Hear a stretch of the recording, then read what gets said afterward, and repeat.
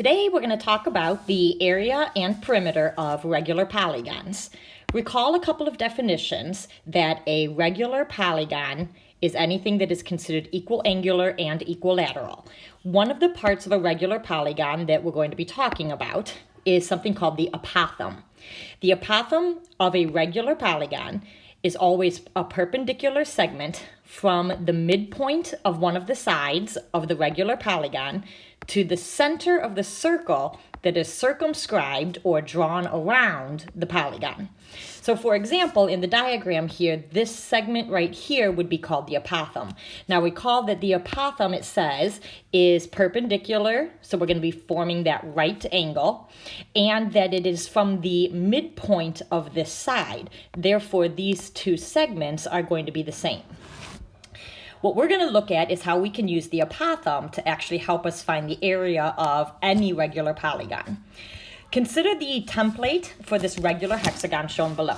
First thing we want to do is draw all the radii from the center of the circumscribed circle to each vertex of the hexagon. So you'll notice that we do have a circle surrounding this hexagon, and if we draw a radii from, or a radius from the center to one of the vertices, if we draw all of the radii, so we'll take a moment, draw these, we will notice that there are actually now 6 triangles formed in this picture. Okay, let's talk for a little bit about the central angles. Recall that a central angle is the angle that is at the center of the circle, or whose vertex is at the center of the circle. Since we know that there are 6 central angles in this diagram, if we take one complete circle, 360 degrees, and divide that by those 6 central angles, each of those angles must be 60 degrees. I'm going to draw a little arrow up to this point. Okay. Notice that we'll come back to that part. It says, classify the triangle formed by the radii according to the side length. Now, the one thing we know, since we did draw radii, is that in a circle, all radii are exactly the same, which means this side must be equal to this side, and we could call this triangle an isosceles triangle. Now, I do want to point out, though, in this particular case, since we've already determined that the central angle, the one up here, is 60 degrees, and we know that these two sides are congruent. If these two sides are congruent, then these two angles must also be congruent. Therefore, each of these angles must also be 60 degrees, making this particular triangle equilateral. If you want to talk about the apothem of the hexagon and how it relates to this triangle, these triangles that we just formed by the radii, if we draw in the apothem, remember that the apothem goes from the center to the opposite side. It's going to be perpendicular, and it will bisect that side, meaning that these two will be equal to each other. What I want you to notice is that the apothem will actually cut the isosceles triangle into 2 congruent right triangles. Now, to find the area of the regular hexagon, if I tell you right away that the side length is 4, let's talk about how we could use some of our prior knowledge to find the area of this hexagon. Since the hexagon itself is made of 6 congruent triangles, and we know that each of those triangles was divided into 2 right triangles, we can use those right triangles to help us work our way backwards and find the area of the full hexagon. So let's start with one of those right triangles. I'm going to outline this triangle in purple here. We're going to look at this right triangle right here, and I'm going to redraw it right down here. A couple of things we know about the triangle. We know that there's a right angle. We know that this angle at the bottom was 60 degrees. We know that the central angle was 60 degrees, and since we've cut it in half with that apothem, that means that this angle was 30 degrees. So what we have here is a 30, 60, 90 triangle. Now it also told us that the side length is 4 feet. So that means that one side of this hexagon is 4 feet. Since the apothem broke that triangle up into two congruent right triangles, in other words, it divided this side in half, that means that this side at the bottom must be 2. Now, since this is a 30, 60, 90 triangle, remember what we learned about 30, 60, 90 triangles. The side that is across from the 30-degree angle, in this case, that is this 2, that's our A side, or our smallest side. The side across from the 60 is A square root 3, which means that the side across from the 60-degree angle is 2 square root 3. Now, how do we find the area of a right triangle? To find the area of a right triangle, we do 1/2 times the base times the height. And in the diagram above, our base is 2, our height is 2 root 3. That means we have 1/2 times 4 root 3, or 2 root 3.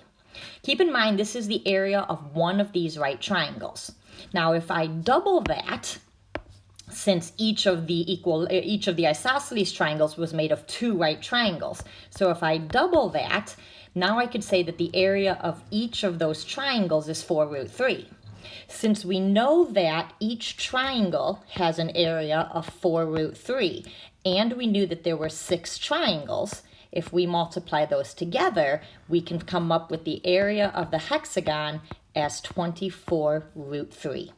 Our units here were in feet, and this is area, so feet squared.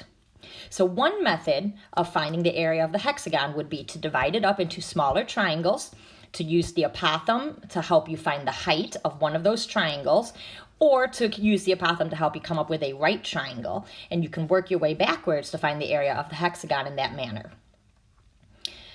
What we want to do is eventually we want to generalize a formula that's going to allow us to find the area of any regular polygon. So we're going to look at a couple more of these regular polygons and kind of break down how we might be able to come up with this formula.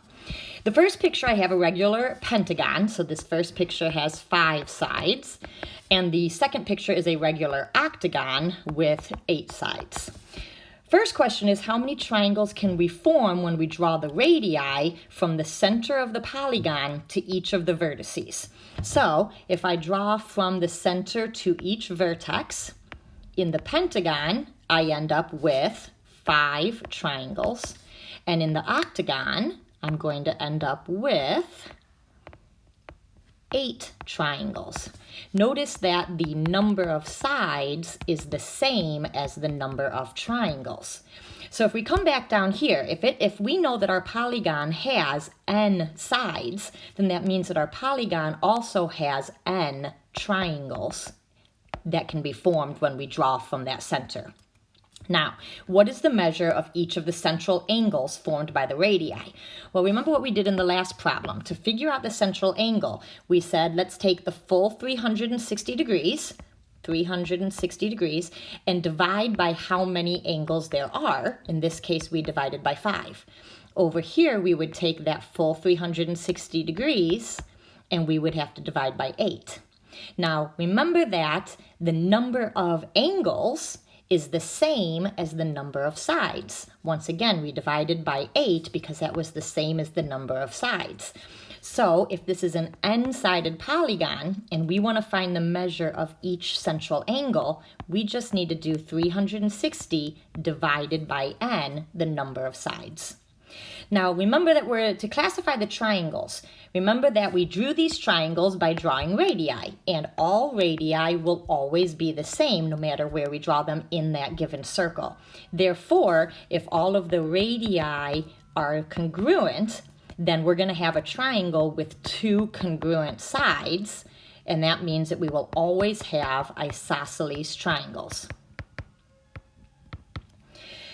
We need to write an expression that would allow us to find the area of one triangle in this polygon, in any of these polygons. We're going to use A to represent the apothem. We're going to use S to represent one of the sides. And remember that it is an n-gon. So we don't necessarily know the number of sides at this point. So how would I find the area of a triangle? Area of a triangle is 1/2 base times height. Well, when we look up at our diagram, I'm going to go back up to our diagram here. The base of our diagram, or the base of our triangle, is actually just one of the sides, and the height of our triangle would be that new apothem. I'm just going to abbreviate that, apothem. So how would I find the area of a triangle? I would do 1/2 times the side, which is our base, times the apothem, which is our height. Now, it says use this expression to write the formula that would allow us to find the area of the entire n-gon. So remember what we did next. To find the area of the full polygon, we'll just call it a polygon for right now, we had to find the area of one triangle, and we multiplied that by the number of triangles in our picture. Okay, using what we just came up with, we knew that the area of one triangle was 1/2 the side times the apothem, and we knew that the number of triangles was going to be n, which was the same as the number of sides. So at this point, we now have this formula, 1/2 times the side length times the apothem times the number of sides, or the number of triangles. Okay, how would we find the perimeter of a polygon? Well, remember, perimeter is just add up all the sides. And since in these regular polygons, all the sides are the same, to find the perimeter, if I know the length of one of the sides, that's S, I can multiply that by the number of sides, and that would be the perimeter. Look at the two formulas that we wrote here in black. What we see in this formula is that S times N is actually the same thing as perimeter. So if we look back over at this formula, notice that we have S and N in this formula as well.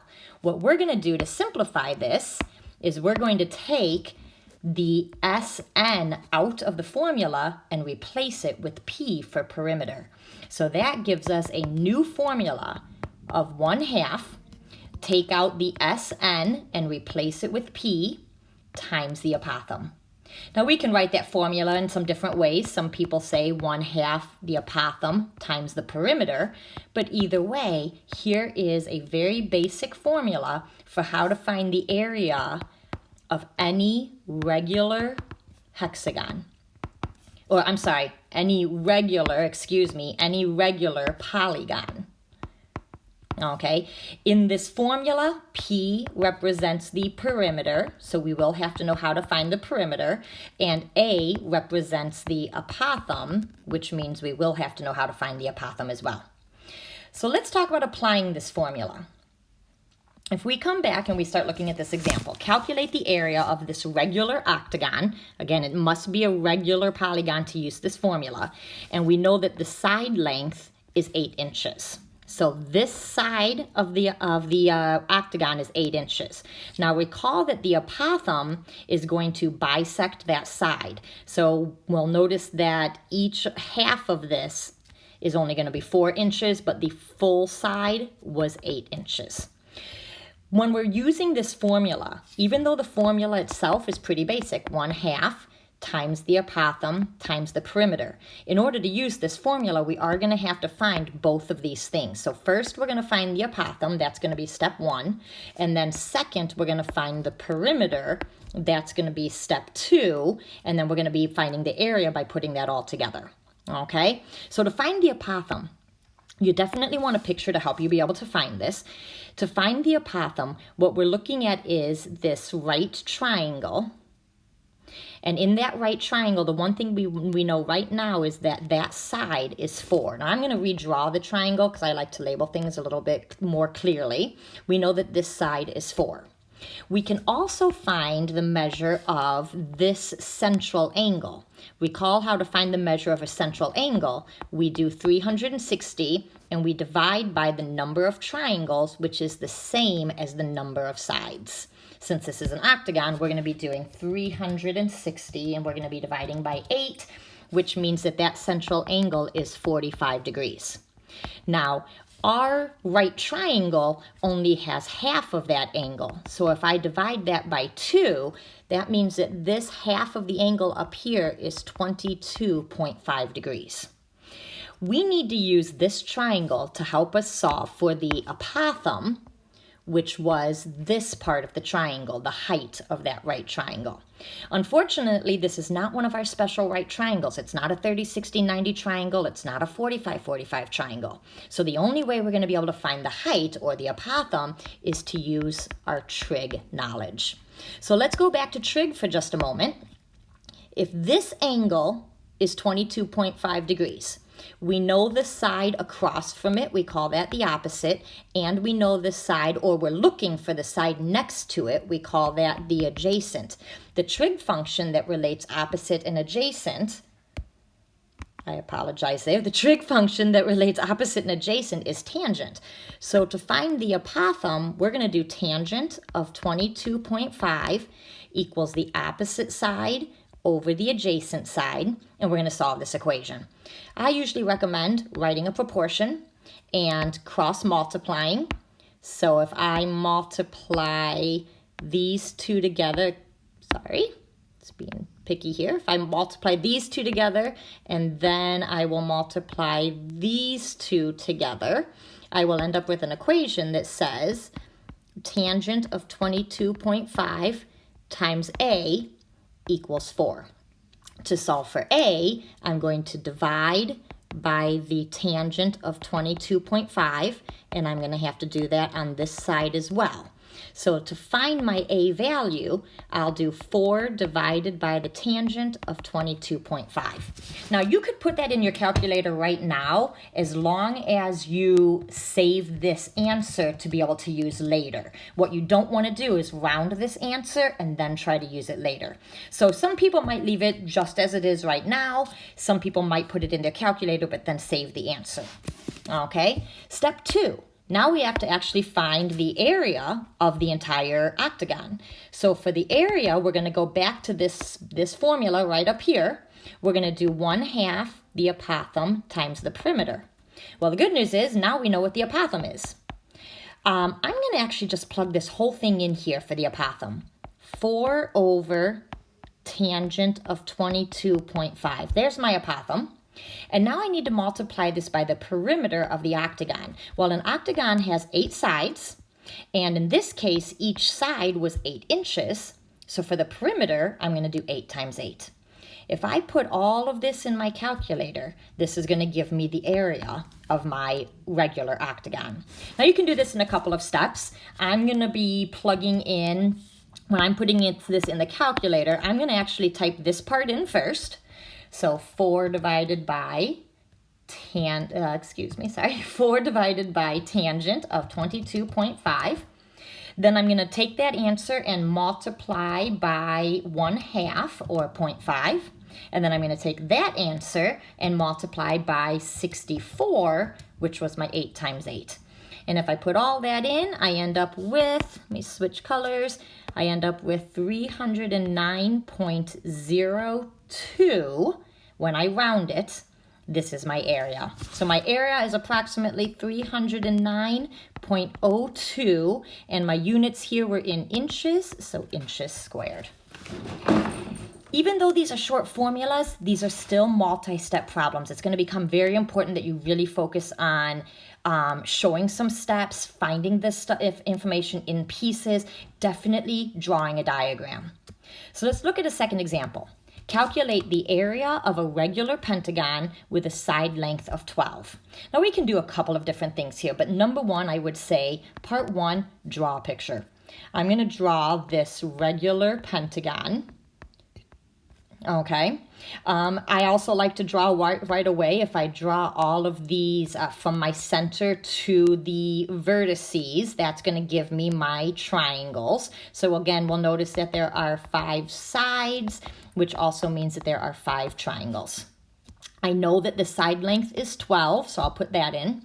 And one of the first things I'm going to have to find here is this apothem. Okay, so step 2 for me, step 1 was draw the picture. Step 2 for me is find the apothem. To find the apothem, really focus in on this triangle here. and specifically this right triangle, one of these right triangles.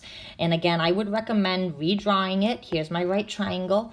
Now remember that the whole side of this pentagon, the whole side is 12. That means that if I cut that in half, this is only 6 here. The next thing we need to know is what is the measure of this central angle. And remember, to find a central angle, I'll do 360 divided by the number of triangles. So 360 divided by 5 is 72.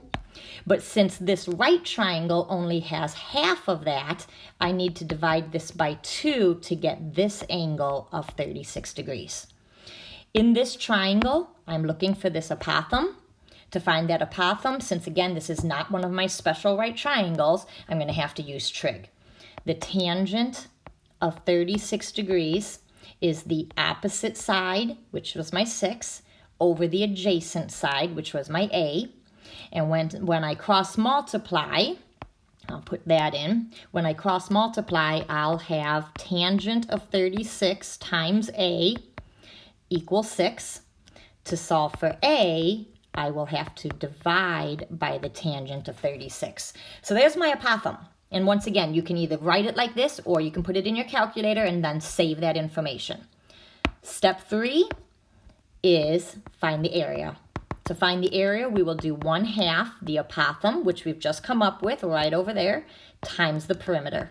So if I do 1/2 of that apothem, again, I'm just going to write the whole thing out. Now the perimeter, this was a 5-sided pentagon, and each side was 12 units long, so the perimeter is going to be 5 times 12, or 60.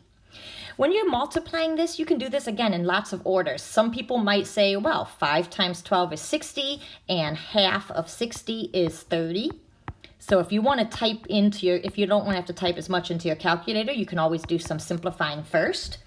Now I'll do 6 divided by my tangent of 36, and then I will multiply that answer by 30, and I've got an area of 247.75.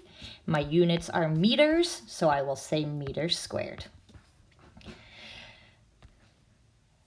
Okay, we're going to look at maybe 2 more quick examples because these do take a little bit getting used to, okay? So now we are finding the area of a regular hexagon. Hexagon has 6 sides, which also means that there will be 6 triangles. We know that each side is 13 centimeters. And again, I would say start with drawing a picture. So here's my, as best I can, here's my regular hexagon. I'm going to draw in all of my diagonals here. I know that this side is 18, and my first step is going to be find this apothem right here, which means that once again, to find the apothem, I'm going to have to really look at this right triangle that I formed. Here's that right triangle again. Remember that this was bisected, which means that this bottom side of the right triangle is only 9. Now, because this was a hexagon, we actually knew a couple of things about hexagons, but in case you forget, you can always go back and figure it out. What would be the measure of this central angle? Well, that would be 360 divided by 6, which would give us a measure of 60 degrees. My right triangle has only half of that, so when I divide that by 2, this is a 30-degree angle. If this is a 30-degree angle, then this one is a 60-degree angle, which makes this a special 30, 60, 90 triangle.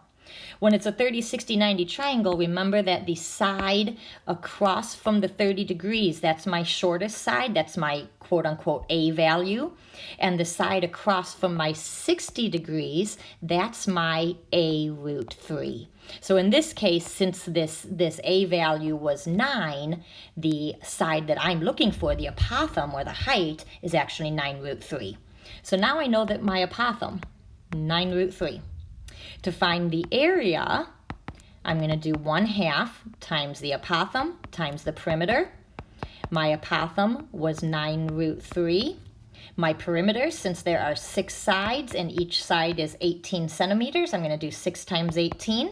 And when I put all that in my calculator, now when I'm putting this in the calculator, since I have this nice root 3, here's a good example where we're going to try to leave this as an exact answer, okay, which means no decimals. So leave this root 3 in the answer, and in your calculator, all you need to do now is multiply 1/2 times 9 times 6 times 18. And you can multiply those in any order, times 9 and then times 0.5. And it looks like we have 486 root 3. And since my units were in centimeters, this is centimeters squared. So again, really watch directions. Sometimes when it's possible to give an exact answer, and that generally occurs in 30, 60, 90 triangles or even 45, 45 triangles, you can give this exact answer. In cases where you had to use trig to find the apothem, like the case up above, you're going to have to give us a decimal for that one. Okay, one last quick example, and then we can talk about having you guys practice a little bit of this. So we said find the perimeter and area. Again, watch your directions, perimeter and area. So I do want two answers here, perimeter and area. I might want to get in the habit of writing that out right away. Of a regular polygon, ABCD. Now pause and just think about this for just a minute, guys. If this is a regular four-sided figure, exactly what type of polygon does this have to be? To be regular, it means that all the angles have to be the same and all the sides have to be the same, and this has four sides. The only thing that meets that criteria is a perfect square. So just kind of think about what it is that we're working with here, right?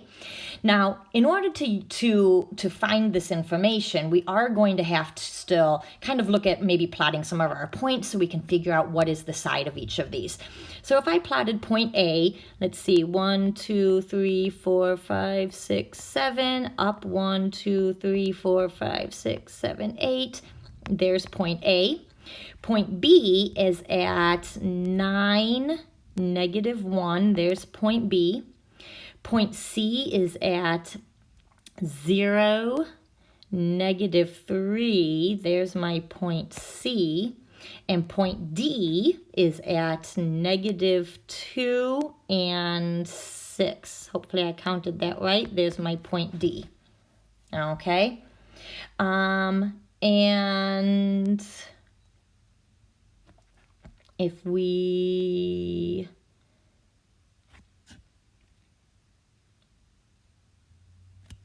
I think I have all of our points right.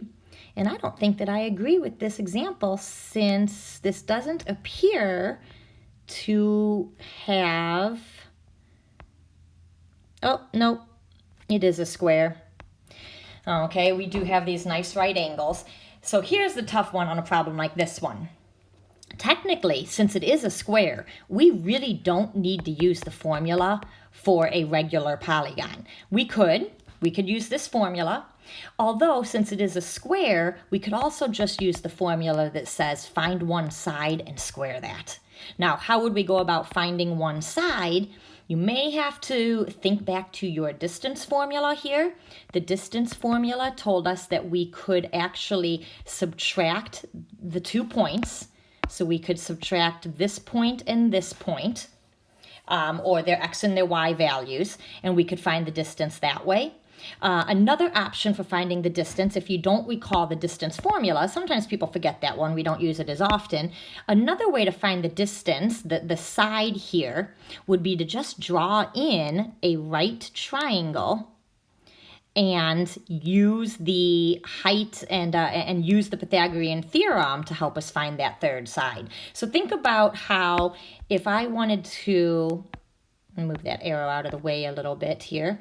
Okay, so think about how I could easily find these measurements from 0 all the way over here to 9. That's going to be 9 units. And then we were down here at -3 and we went up to -1. That's 2 units. So if I wanted to know my third side, I could do 9 squared plus 2 squared equals my hypotenuse squared. That's 81 plus 4, or 85. And if I take the square root of that, my side is square root 85. Now, once I know what my side is to find the area, I can just go back and do square root 85 squared. Well, when I square a square root, these will undo each other, and we'll be left with an area of just 85. In a diagram where you don't have specific units, just use the word units squared as our measurement, and we're done. So this one kind of brings in a little bit the idea that if you have other formulas that you could use, if you already know, for example, that this is a square, we don't have to use our new formula. We could go back and use our old formula. But you will still, in this problem, you did still have to find the side length. So we kind of had to go back and use some of our prior knowledge, like Pythagorean theorem, to find that. So your homework tonight is to try just a handful of problems where you kind of practice using some of this. Again, really pay attention to using some steps, drawing some pictures. Take your time because these problems do get a little bit trickier as they are multi-step. And you do have to remember a lot of your trig information to help